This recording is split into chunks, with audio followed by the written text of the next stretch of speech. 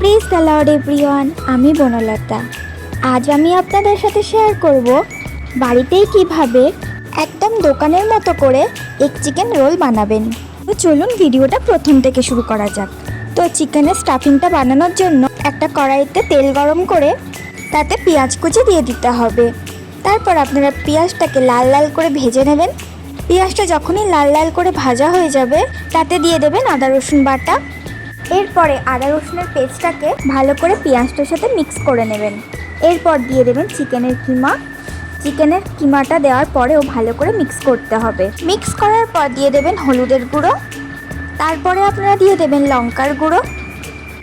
এরপরে দেবেন জিরে গুঁড়ো। এই সমস্ত গুঁড়ো মশলাগুলোকে দিয়ে ভালো করে চিকেনটাকে কষিয়ে নেবেন। একটু ভাজা ভাজা হয়ে গেলে তাতে দিয়ে দেবেন লঙ্কার কুচি, দিয়ে দেবেন স্বাদ মতো নুন। তারপর সমস্ত কিছুকে মিক্স করে ভালো করে কষিয়ে নেবেন। এবার সবশেষে দিয়ে দেবেন একটুখানি তন্দুরি মশলা। তারপর ভালো করে মিক্স করলেই চিকেনের স্টাফিং রেডি।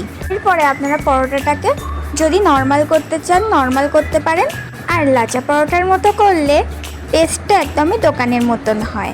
তো দেখতেই পাচ্ছেন মা এখানে লাচা পরোটার মতোই পরোটাটা বেলছে। এরপর একটা জায়গায় ডিমকে ফাটিয়ে নেবেন। আর এর পরের প্রসেসটা তো আপনারা সবাই জানেন। আর ওই ডিম পরোটাটার মধ্যে দিয়ে দিলাম টমেটো সস, তৈরি করে রাখা চিকেনের স্টাফিংটা। এর উপরে অল্প করে মেয়োনিজও দিয়ে দেব। তো দেখতেই পাচ্ছেন মেয়োনিজটা দিয়ে দিচ্ছি। এরপরে দিয়ে দেবেন পেঁয়াজ কুচি। যেহেতু আমি শসা খাই না ওই জন্য শসাটা স্কিপ করে গেছি। এরপর একটা পেপারের মধ্যে এই পরোটাটা রোল করে নিলেই তৈরি হয়ে যাবে restaurant style egg chicken roll. আর এটা খেতে খুবই টেস্টি হয়েছিল। আপনারাও বাড়িতে ট্রাই করতে পারেন। ভিডিওটা ভালো লাগলে অবশ্যই লাইক, কমেন্ট, শেয়ার এবং সাবস্ক্রাইব করবেন। Thanks for watching.